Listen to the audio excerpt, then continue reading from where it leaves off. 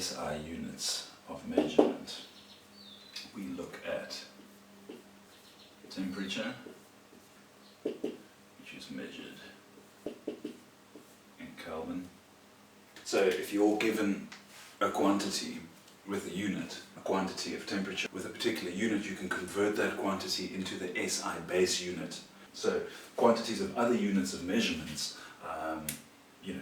degrees Fahrenheit or degrees Celsius, all of these can be converted into these original base units. Now, Kelvin is seldom used outside of a scientific context. A degrees Celsius value can directly be converted into Kelvin linearly, which means that the size of the unit is identical, but Kelvin begins at absolute zero. So both degrees C and Kelvin use the same size of unit.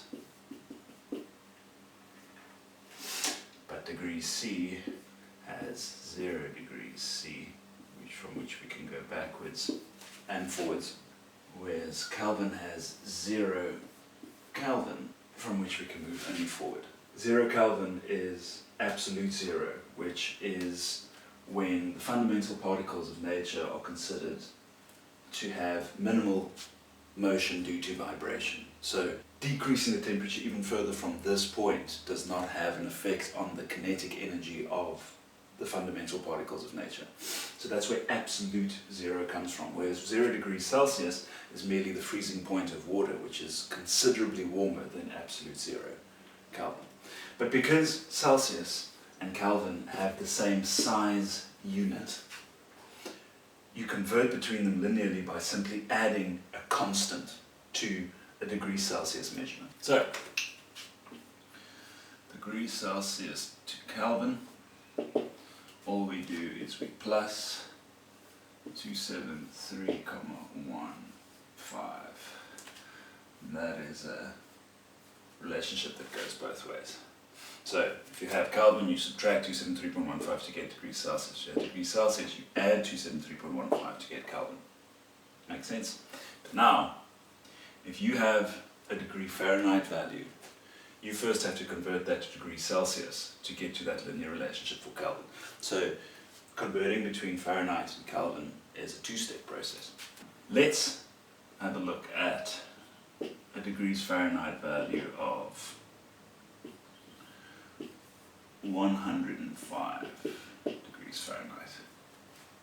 To get that to degrees Celsius, you take your degree Fahrenheit value, subtract 32 from that value, and then you times that by 5/9. That gives you degrees C.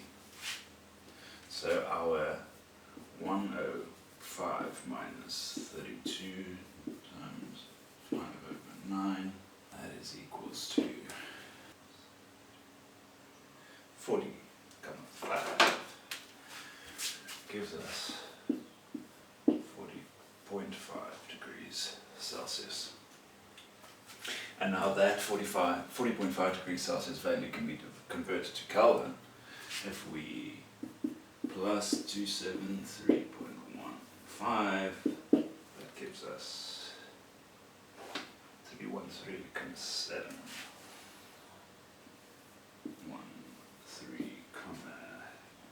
13,7 Kelvin. 3.55. I rounded down where I should have not done that. So it's always important to be consistent with the amount of decimal places that you work with. Don't work with a 40.5 and then a 273.15 because your resolution is not the same. You want the resolution of all of your values to first be the same before you add and subtract and divide and multiply. If we were to perform the reverse of this,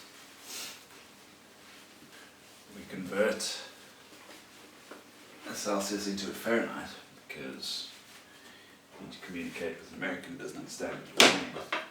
Not even sure that you're speaking English.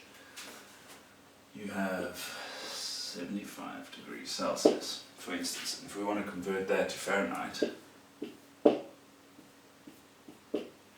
kind of do that whole thing in reverse. So if we recall that Fahrenheit to C involves the Fahrenheit value minus 32 times 5 over 9. Right? So now, degrees C to Fahrenheit involves taking your degrees C value and first doing the multiplication, being the reverse of that. We times by 5 over 9, which is dividing. It's times by 5 but divide by 9, so you end up with a smaller value. Whereas here we times 9 over 5, which means we're almost doubling it. So you first do a 9 over 5, and then you now add the 32 that you had to subtract here. So 75 times 9 over 5 plus 32 gives us our Fahrenheit value for 75 degrees Celsius. And this gives us 167 degrees Fahrenheit. So Fahrenheit and Celsius is the most interesting relationship because there's this ratio and the linear value. So it's not just adding or subtracting a value, it's the actual size of each unit is different. So because you have this 5 over 9 or 9 over 5 relationship, so it's almost double. 9 over 5 is 1.8, so you have to multiply your Celsius value by 1.8 before adding the 32, or you have to divide by the same ratio if you have a Fahrenheit value, but only after you've subtracted the 32. So you do the whole thing in reverse. And that's it for temperature. For the conversion between Fahrenheit and Celsius, degrees Fahrenheit and Celsius, a Fahrenheit value first has to have 32 subtracted from it, and the answer or the output of that operation is then multiplied by 5 over 9 to give us a Celsius output. So if we say it's 105 degrees Fahrenheit, we know that that's equal to 40.5 degrees Celsius. And once we have a Celsius value, we can convert that directly into Kelvins by simply adding a constant again, as with all the other linear operations we did.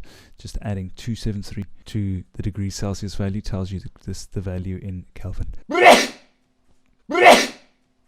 Excuse me. In Kelvin. So 100 degrees Celsius is equal to 373 Kelvin on the SI scale. So that's a number of functions that can be built into an application if you need to do a lot of unit conversions, or just something neat to have on your desktop, a script that you can run from time to time.